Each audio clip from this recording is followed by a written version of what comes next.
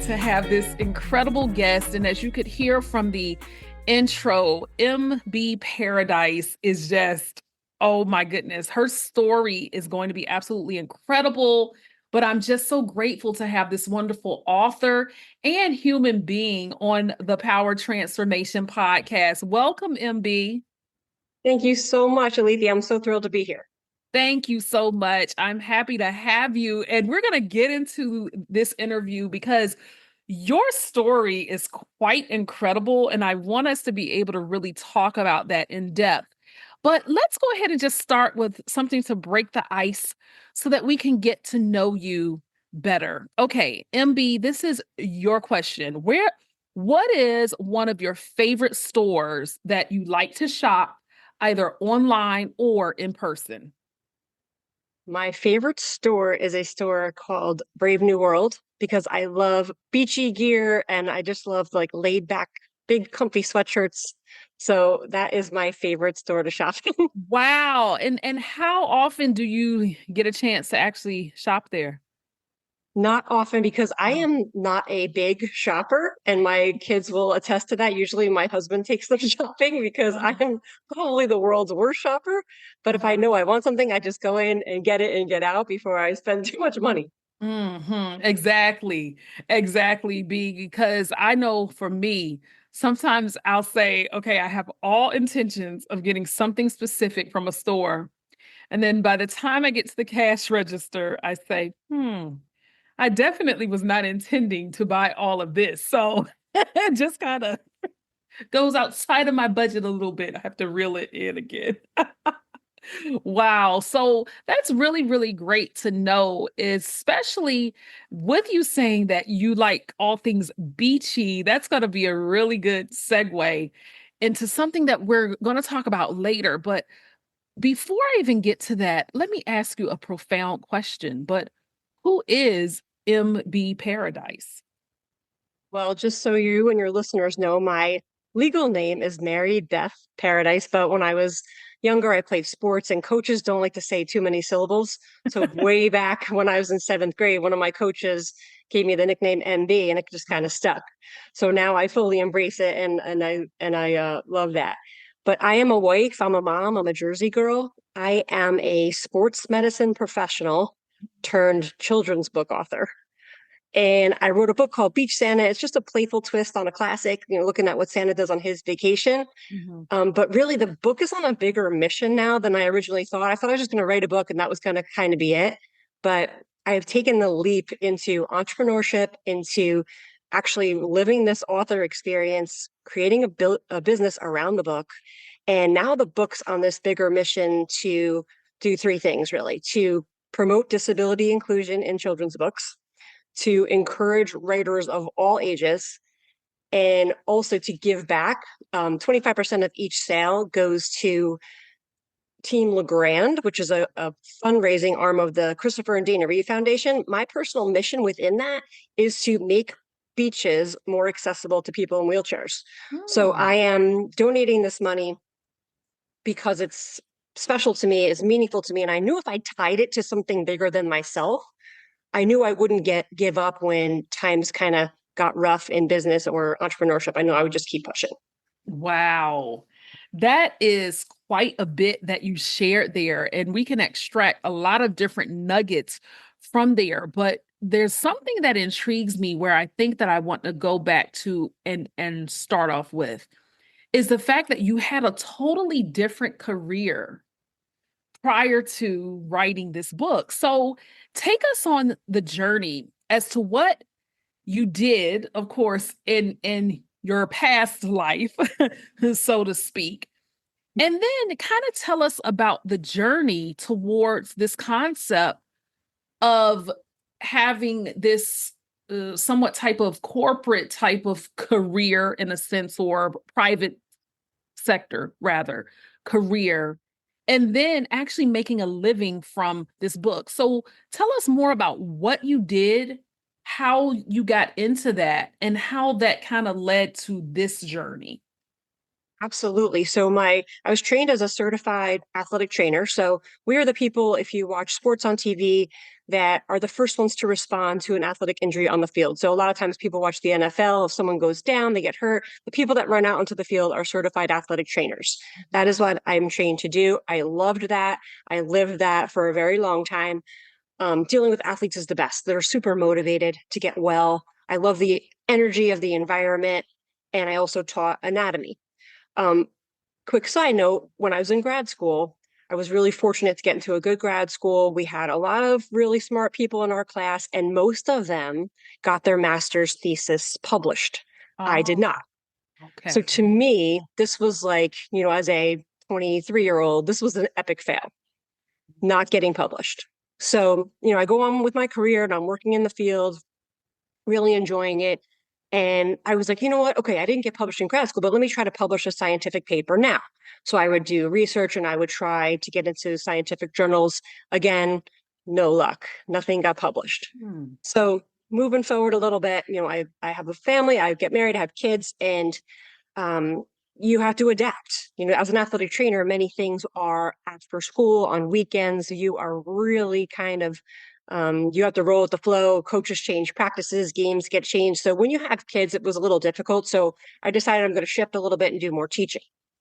So as I'm going along, though, I'm like, you know what? I still want to publish something. So I have this children's book idea. And at the time, email submissions really weren't a big thing. Mhm.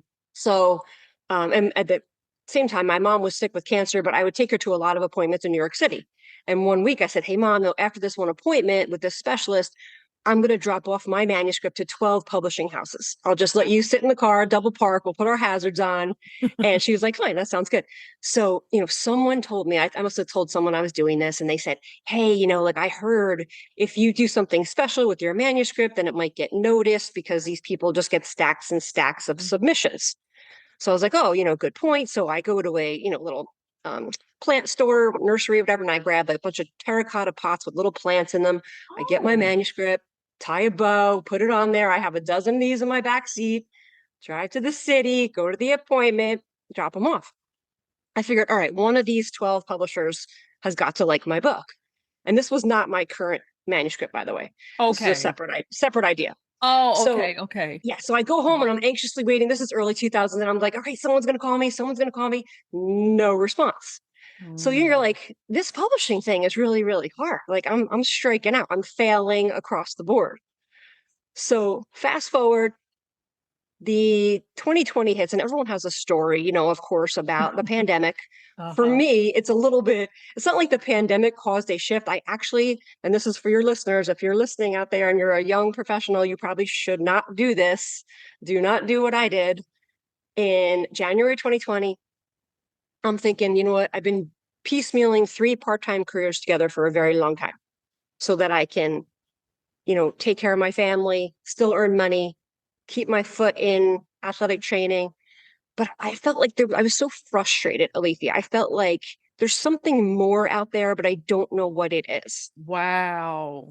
And so as I was kind of figuring things out, I said, you know what? I was sitting in front of my computer one day, totally bummed out. Now I say to my employer, okay, I'm gonna quit. And they were super, super supportive. They tried to get me to stay. They're like, if you need time off. I said, no, you know what? I just need something different. So I thought I had the perfect job lined up. I had so much experience in teaching and in the higher Mhm. education, and I figured this is the perfect time for me to transition into college advising.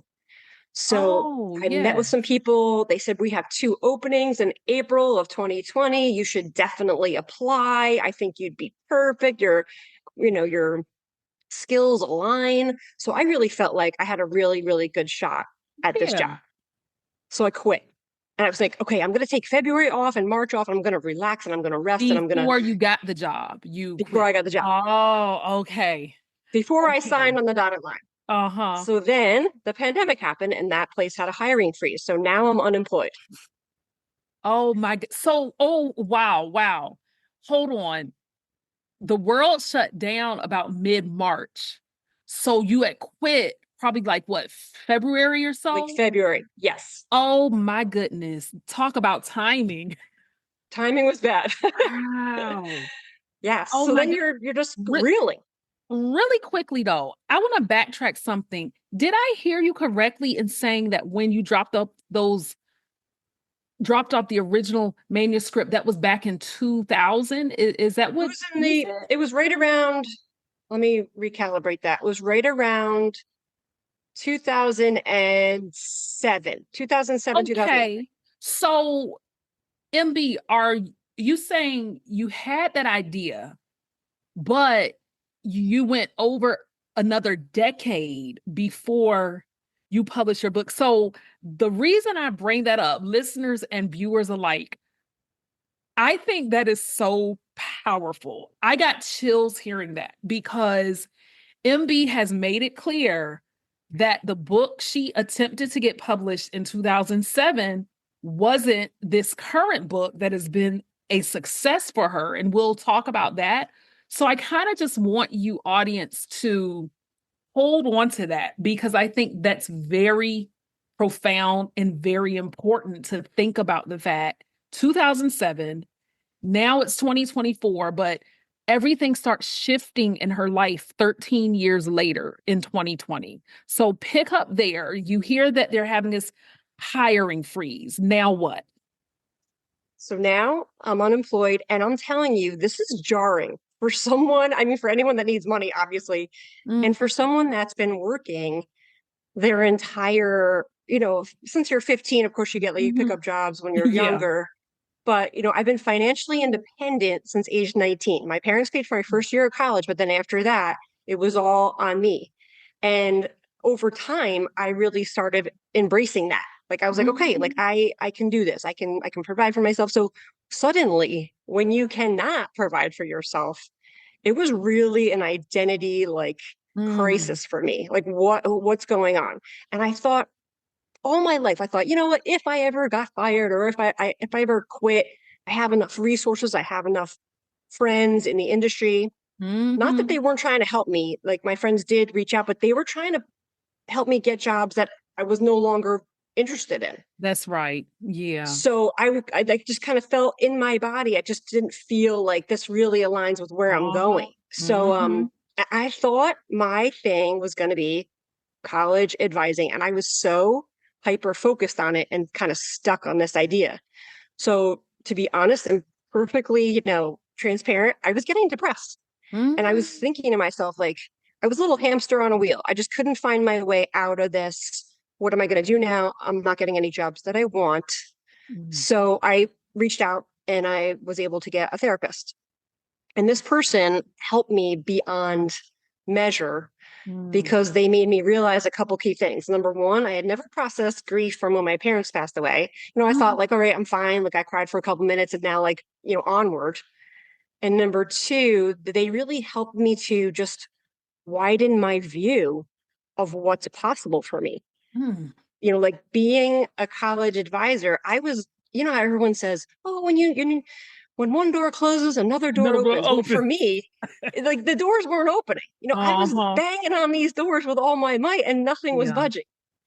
So it's kind of like, what's up? So it took me a really long time to kind of shift my thinking that Mhm. maybe I could do something else.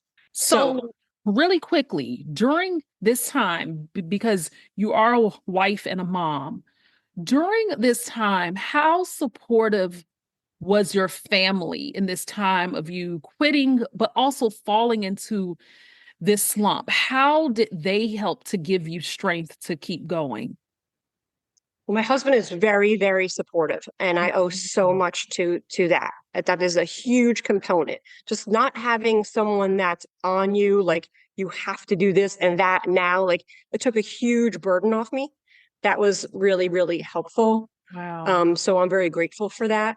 My kids are doing their thing. They're kind of navigating their way through the pandemic, so they Yeah. really, and they're on my side, but do they Uh-huh. actively cheer me on? No.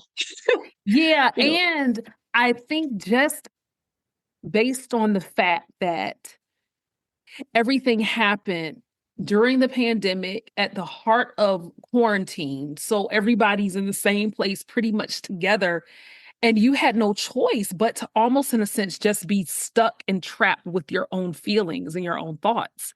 And it forced you to come to the reality like, hey, I need extra support and help. So continue with this journey. And I brought it up because I'm starting to see how something can be birthed out of some really, really trying moments. Mm. Absolutely. Yeah. There's you have to go through some pain, I guess, sometimes to get to the other side. I was trying to do my usual stuff it Yeah. down, avoidance behavior. But Mhm. yeah, so then after talking, I'm talking to this therapist and Therapies. he suggested, like, why don't you just go work at a grocery store? Get yourself back Mm. out there a couple hours. And I did that. And surprisingly, I really enjoyed it. Uh-huh. And that kind of just got me out of the funk. Yeah. And then one day, but of course, I didn't want to do that forever. But I was at my computer, kind of looking at jobs, and I see an ex-athlete. He's from New Jersey. His name is Eric Legrand. He Mhm. suffered a spinal cord injury back in 2010, but he has gone on to do amazing things, open businesses. He's a philanthropist, he's a speaker, he's an author. So I see Eric taking steps to open a coffee shop. Now, this is during the pandemic. He cannot move from the neck down. And it just hit me, Alethea, like a ton of bricks. Like, okay, that's it. Like, if Eric can follow his dream, if he can do something Mhm. this big, I can follow through with one of my ideas. Mhm. And I don't know about you, but I'm always like thinking like, throughout my life, I've always had ideas for inventions and I'd always only take it so far. And Okay. I'd make the excuse, or I don't have enough money, I don't have enough resources. And or maybe now looking back, maybe I just didn't have enough belief. Mm. But now when I saw Eric do that, I said, that's it. I'm going to finish this book idea that I have that has been in my heart for 10 years. And when I do, I will donate 25% to Team Legrand, which is a fundraising branch of the Christopher and Dana Reeve Foundation. So that's what I've done the last two Februarys. I've given Eric a check and it's growing and there's some momentum behind this. And I feel like big things are happening. So take us through this. You said that you had this book idea for 10 years. So tell us about this book idea you had. And was it that you would try to write it and it just didn't seem to come together? What caused you to almost, in a sense, put it on hold for 10 years? Motherhood and just Oh, working, it caused me to put it on hold for life. sure. Yeah, Yeah, life. life in general. Yeah. Yeah. But what Yeah. what happened was I was actually at the beach with my kids one day when they were smaller and they were looking for shells. We were right near the water's edge. They couldn't find any. They were doing cartwheels and kicking each other with water and just, being loud. But really, they were looking for shells. And this older gentleman was fishing right near us. He had a white beard, big safari hat, Ah. dark green army type of fishing vest with deep pockets. Well, he overhears their whole conversation and he reaches into his pocket and he throws down three like pristine, beautiful shells that you do not see in New Jersey. They're kind of like South Florida shells, type Okay. little tiny conch shells. So Hmm. he says, hey, you forgot these. So they go running over and they see them, super excited. They pick them up, they scoop them up, and they run over to me and they go, look what that guy gave us. And I look over at him and he kind of gives me one of those head nods, like, yeah, I did that. And my middle daughter was like, he's kind of like a beach Santa. Oh. So I was like, that night, I put them to bed and I was like, that thing that happened today was really unique. And I got out some note cards and I wrote down the details of the day, just what it was like and what he was wearing and what happened. And then I'm like, there's a story in here somewhere. I just knew it. And Mhm. then I put it in my dresser. And then, like you said, life kind of happens. You're busy doing stuff. And then 10 years goes by and I had not yet written the story. Saw Eric and I was like, that's it. I'm writing the Beach Santa story. Wow. Oh my gosh. There's so much that we can take from that to know that this random gentleman who just appears on a beach kind of odd looking and out of place just happens to show up there. And the fact that he just didn't have any type of shells, but you knew that they were shells that were not geographically supposed to be there. Exactly. So when you decided, MB, to actually write the book and actually put idea to paper, tell us about that pivotal moment when you said, okay, although life has been happening, this is now the time. And take us through that process. How long did it take you to write your manuscript? Did you have doubts about it or were you all in? Take us through that journey, especially in relation to it being during the pandemic. Absolutely. So I continued to work at the grocery store and I started to write the story at nights. I would, start getting the details down. Mhm. And as I was writing, as I was going along, it didn't feel good to me to make my kids the characters. Something about that just felt off or just self-serving or whatever. So then I got the idea to include Eric LeGrand in the story. So I Oh. called him up. Eric is one of these people. He just, he just makes you smile. He wants you to feel good about yourself. He's inspiring others by his example. And I called him up. I say, hey, Eric, I'm thinking about, I'm writing this children's book. It's called Beach Santa. I explain what it's about and Mm. said, is it okay if I maybe use you as one of the characters? There's three kids on a beach. And he said, Eric being Eric says, sure, sure, MB, go ahead. So I said, perfect. Send me a picture of yourself when you're 8 years old. So he did. And I gave that to my illustrator. So we included a character in a wheelchair on the beach, but intentionally, I do not talk about the wheelchair in this story because I really feel like people with different abilities don't want to be defined by that. They just want to be included. So intentionally, do not talk about the fact that this person is in the wheelchair. So I'm writing and writing, and as I'm going, to answer your question, yes, I was having doubts because when you're about to press send and you're about to like throw your work Mhm. out there into the world, for me, okay, I can only speak for myself, it gets scary. Like, is anyone going to like this? Is anyone going to care? Is this a waste of time? And it's so funny because you meet certain people that are like, oh, I think this idea is great. And then you have other people say, oh, why are you wasting your time? Don't you know, like, Mm. authors don't make any money? Or they say, well, there's already a book about Santa on the beach. Why are Wow. there's already one out there. So good try.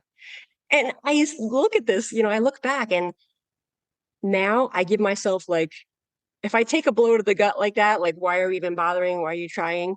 Sometimes I'll just step back, give myself a few hours to process that, and then I'm moving through it. Mhm. So the same lady that I was talking to for a couple of years, my therapist, she suggested that I read the book Big Magic by Elizabeth Gilbert. And Mm. that was really a transformative book for me because she was saying it doesn't matter. That's Like in right. art, it doesn't matter what anyone else thinks. If you like it and you're proud of it and you want to put it out there, that's all that matters. So that was like a freeing type of experience for me reading that book. And I highly recommend it to anybody that's thinking about becoming an author or even just throwing some art out into the world. It really, really it helped me a lot. Yeah. And, you know, as I shared with you in our pre-call weeks ago, um, actually it was probably over a month ago now, but how I share, I've always known I've had a knack for writing, but I had told you that it's been that very thing where I've put limitations and doubts on myself. And so even coming across you and hearing your story was very inspirational to me. And I'll talk to you more offline about what I mean by that. But I think it does speak true is that whether it's writing, whether it's a different dream or passion, I think it's important for people to realize that if you have something that you want to do, I think Earth is a nice playing field for you to at least try to put out there what you can do instead of looking back on things years later and say, oh, I didn't try it. At least try it, see what happens. And so it speaks to the point where here you were in 2007 sending your manuscript in person, doing everything that you needed to do. At the time, your mom was with you. And the fact that you didn't hear anything, and then all of these life changes happen from the time of 2007 until 2020 with the book. And so, in terms of you shutting out the noise from the naysayers, what was your process in doing that? Was it just something intrinsic where you just said, this is where the rubber meets the road and I've just got to do it and go all in? That is a great question. I think for me, I'm a sensitive person and I don't like that about myself. I don't Oh, like that I think, too much maybe about other mhm. people's opinions. But with the book, the failure of not publishing plus the disbelief of some people Mm. fueled me forward. There was one woman that literally said to me, well, I was talking about this possibility of writing this. I gave her the idea, and I had heard that maybe she knew someone that knew a publisher. And so she said, well, wait a second. Like, aren't you a sports medicine professional? What even qualifies you to write a children's book? Oh, no, she didn't. She did. And you What? know what? I got in my car and I was so ticked. I was like, because you go through the stages, you're kind of like, I can choose to be like angry. I can really take this to heart and listen to this woman. And then I gave myself my little 24-hour rule. And like the next day, at least it was so funny because I'm lying in bed and I was tired and it was early. I was like, I'll show her. And I ripped the covers Yeah. off. You know what I mean? And I'm like, I'm getting to Uh-huh. work. I'm getting to work. And part of it is just I'm an ex athlete. When I was younger, I played high school sports. I played sports most of my life. I love competition. So I was like, you know what? The odds are stacked against indie authors, but I'm going to do this anyway and That's just see. right. That's right. And too, I know a lot of writers from some in my own family to friends of mine. I have a friend who's actually a New York Times best-selling author.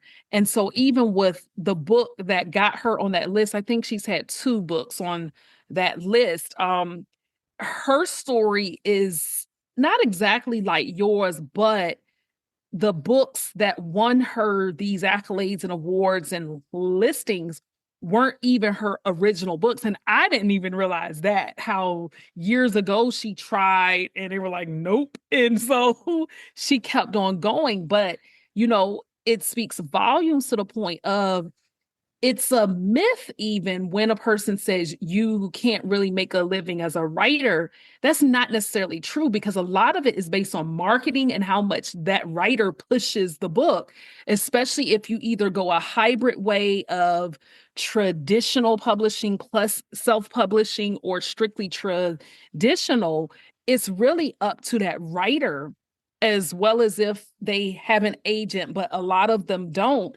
It's really up to that author to say, hey, I want to get this out there. And I think just the fact too that yours has a charitable aspect to it means the world. I want to touch on something. You mentioned that you wanted to make certain that in the book you didn't bring up the wheelchair or the fact that the character had a different ability, because the focus was going to be, of course, on Beach Santa. But what do you think has been the effect of you not bringing up that different ability? And how has Eric received the book since you've written it? What is or are his perspectives on it?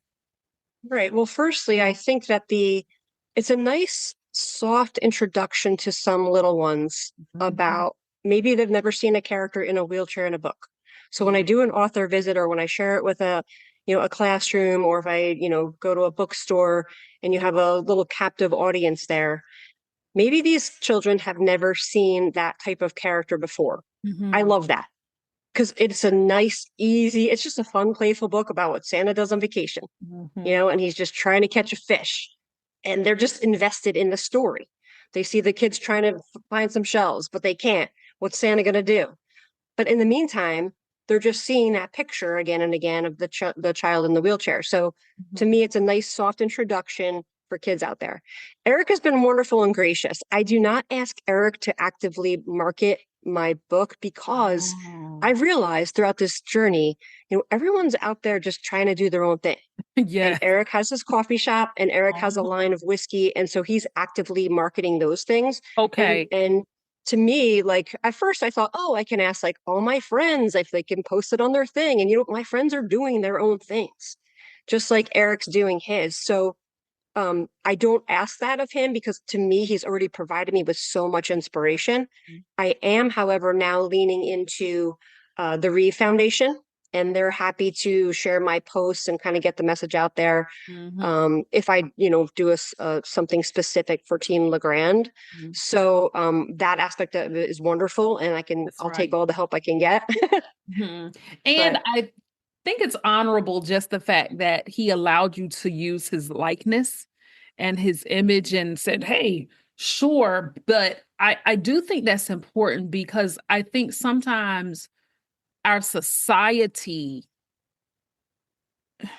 I don't want to say forgets about, but our society, and this is just my opinion, as a person who's lived with chronic illness ever since birth, you have a group of us that have invisible illnesses.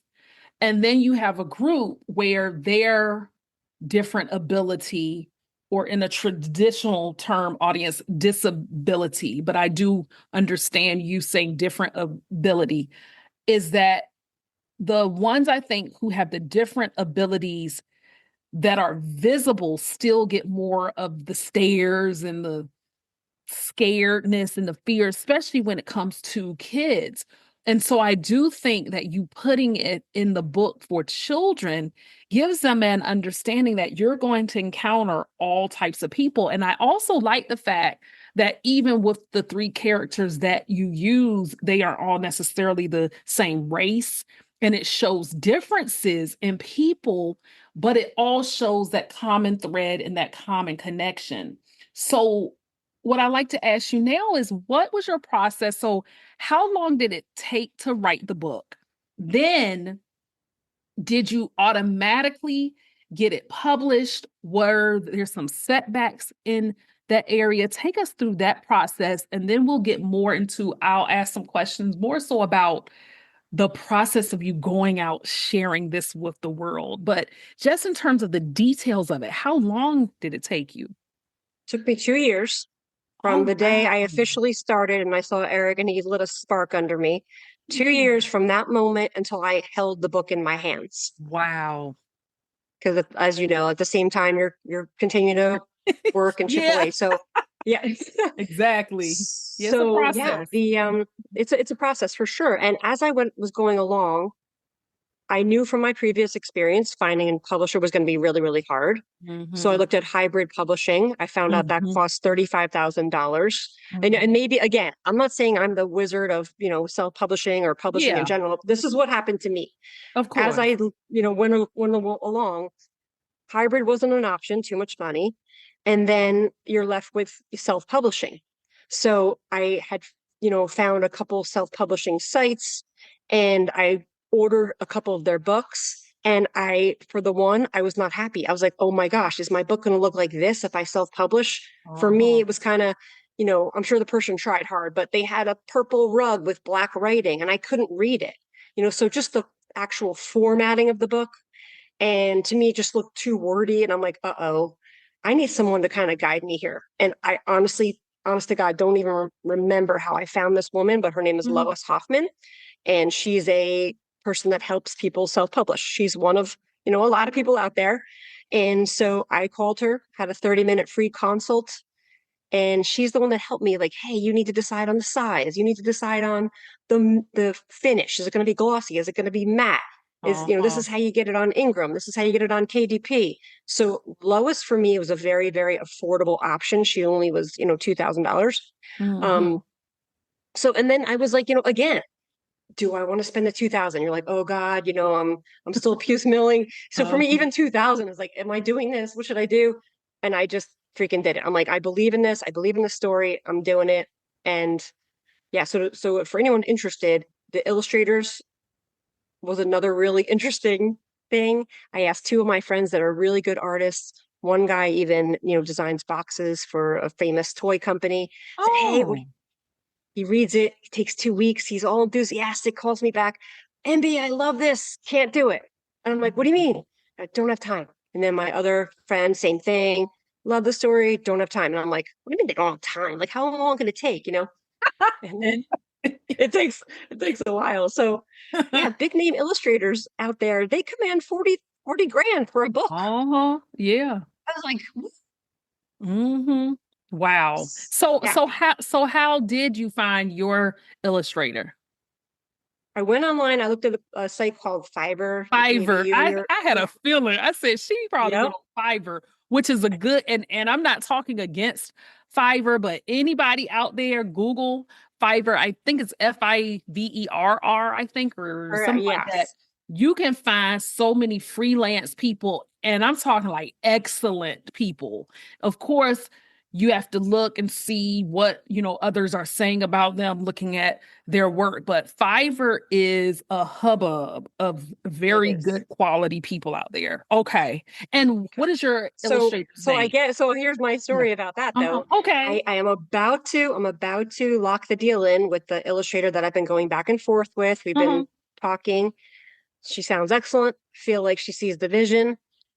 Right before I'm about to send her the money, she emails me and says, I'm from the Ukraine. There's a war. I'm out. Oh, And oh my so goodness. again, like you're like moving forward and then you get a big brick wall in front of you again. So of course I felt bad for her.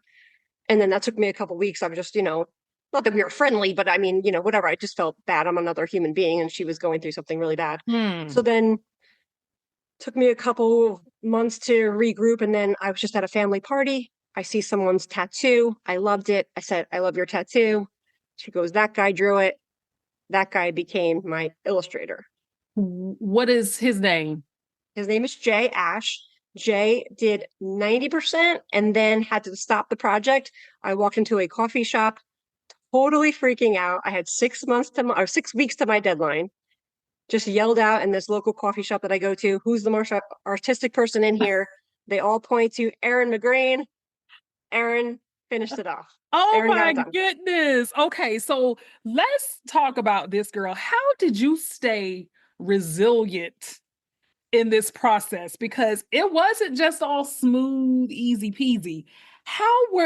Tell me about how you developed that resiliency to not just bounce back, but to also keep going and to persevere. How in the world did you do that? That is a great question. And the short answer is my mom was a very, very resilient person. She had cancer for 13 years. She was only supposed to last 3. She just forged on with her little indomitable will. And I was like, she provided an unbelievable example for me. So it's always kind of inside of me. But the real, thing that surfaced throughout this Uh, was the therapy I was doing with that therapist. She taught me about self-compassion, okay. which I'm going to be 100% honest, I thought was a bunch of BS. Right? I'm like, this is Oh. just a pity party. I'm like, what do you mean self-compassion? I'm not going to talk to myself like I'm a friend. Like, this is a waste of time. Like, initially, that was my reaction. I'm like, and she convinced me because I'm, with my scientific background, there's a doctor called, her name's Dr. Kristen Neff.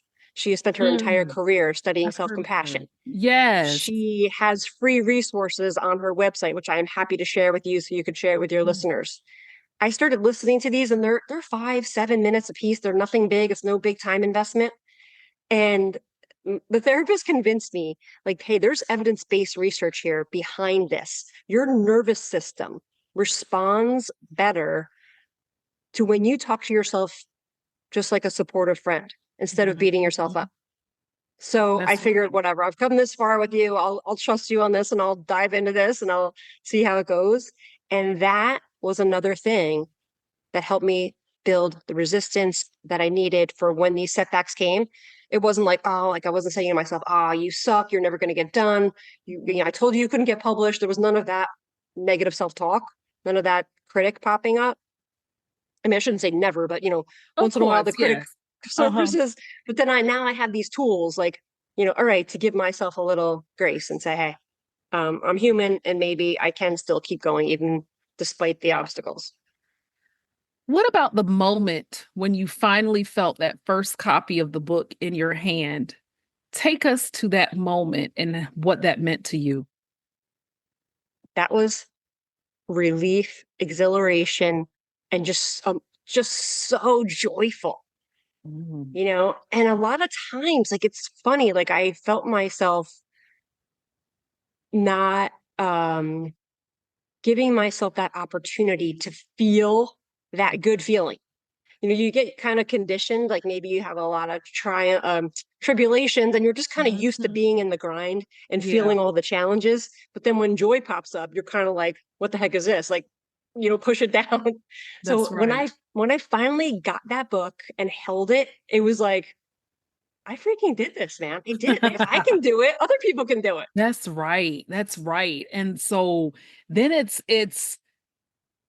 your efforts, it's your vision, all of that coming to fruition. But for you, it was also evidence of the fact that you did not release a dream and a goal you had. Maybe the idea was different from its original inception, but the fact is you knew that deep down inside there was a book waiting to be birthed from you. And while the timing wasn't what you felt or thought was going to be timing, the timing actually was, in fact, perfect.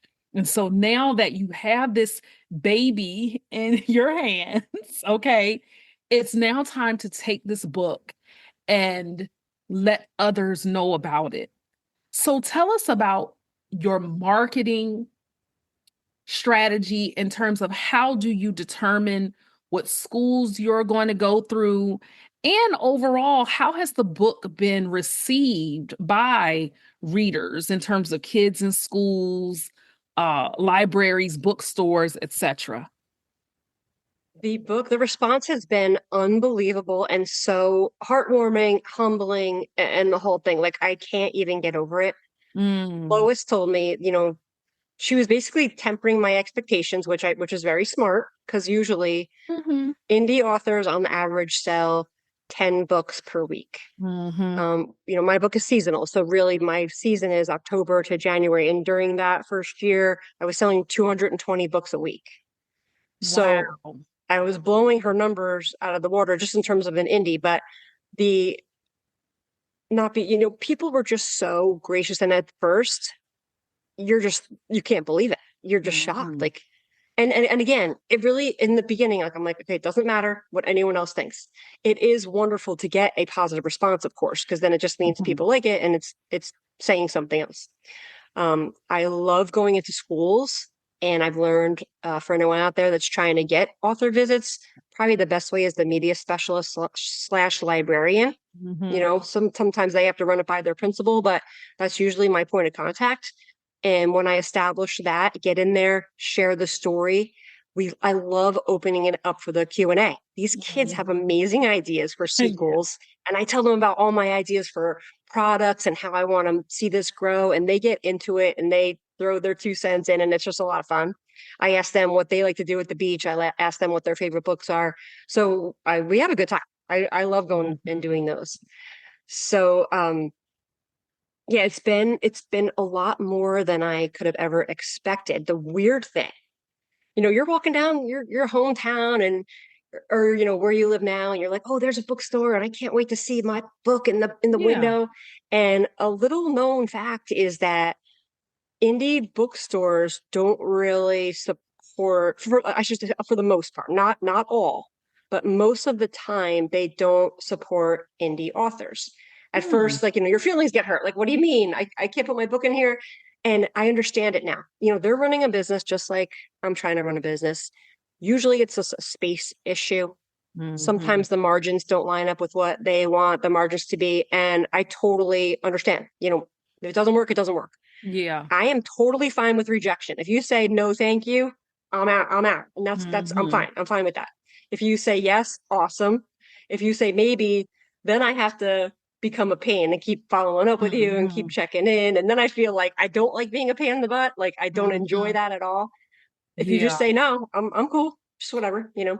That part I did know is that people who are indie or self-published do have a harder time as opposed to a writer who either goes like a hybrid model or through a traditional publisher. But I think it speaks to your resiliency, but also your tenacity and your endurance to say that regardless, I'm going to keep going. Have you encountered, though? I do know certain bookstores, especially in the DC area. I can't necessarily speak for Jersey, but in the DC area and in more urban areas. And you and I talked, and I know that you're from Jersey, and my mom was too.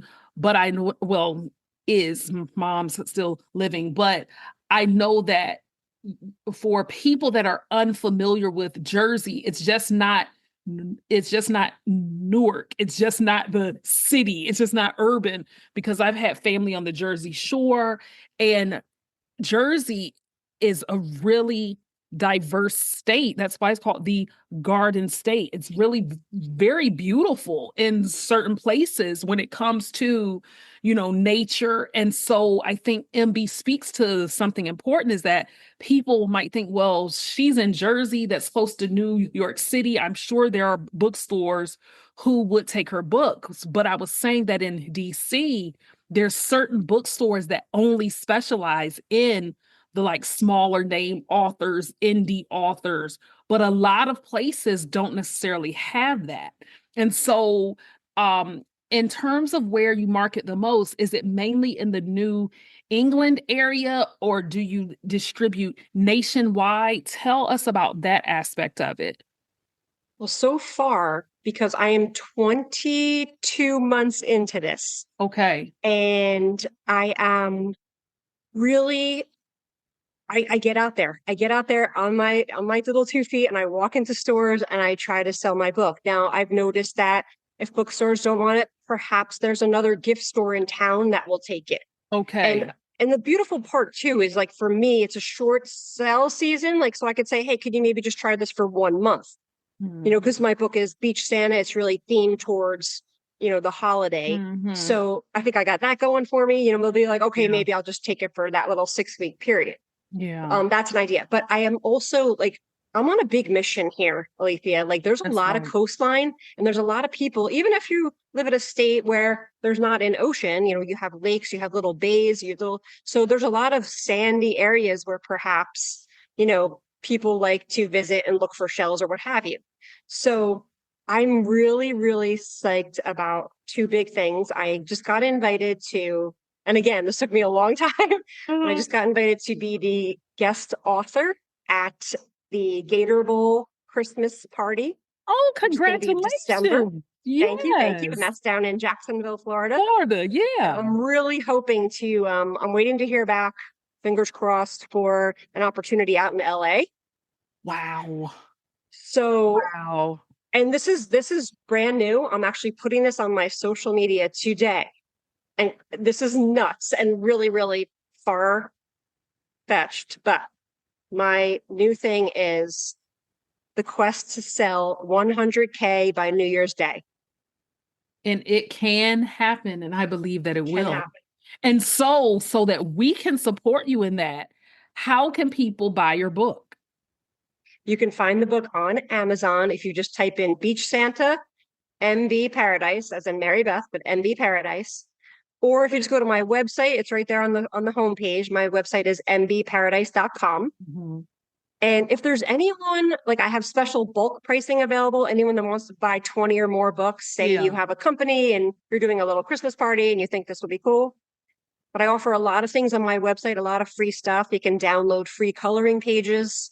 There's free activity pages. There's scavenger hunt ideas. Hmm. And I would just love to share the story with a broader audience. And yeah, that's what I'm doing. And also, if there's any listener out there, and I mean this, regardless of the state you're in, if you know any bookstore owners, booksellers, vendors, things of that nature that you know or can connect or coordinate with, you can also contact me directly.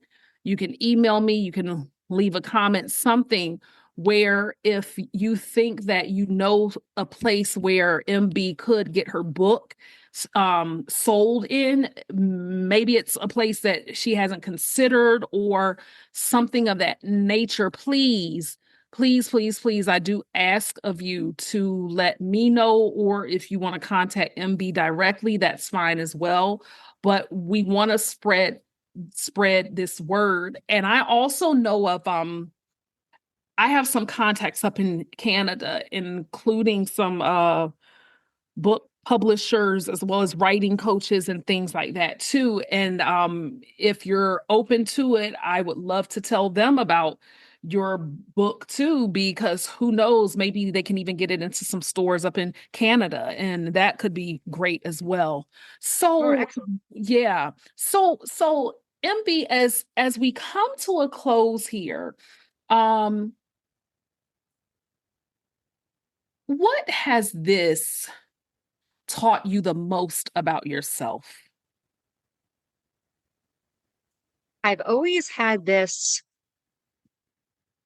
entrepreneurial side of me. When I was younger, I painted houses just to get through, high school and college. I painted interior and I loved making my own hours and kind of the challenge of it all.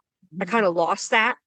I lost sight of what my professional dreams even were after a while because I was such a caregiver for so many people for so many Mhm. years. So it has taught me that even though I didn't even know what my dream was anymore, just by showing up, by being more open minded, possibilities do present themselves. Mhm. And I'm really grateful and thankful that they did. And what would you say to somebody, say, listener who wants to write a book, or maybe they already have, and the sales aren't going as well as they wanted to, and maybe they're just starting to lose hope in their dreams of writing or continuing to write? What would you say to them? Believe in yourself, you can do it. It's not easy. It's really not an easy industry, Mhm. but it doesn't matter if the store turned you down. It doesn't matter if someone said they didn't like it. If you like it, you believe in it, keep pushing. Thank you for tuning in to this episode of the Power Transformation Podcast. If you enjoyed this episode, be sure to follow or subscribe, leave a 5-star rating, and write a review. It helps us inspire even more listeners. And don't keep it to yourself. Share it with someone who could use a little power in their transformation. Until next time, keep bouncing back, keep rising, and be good to yourself and to others.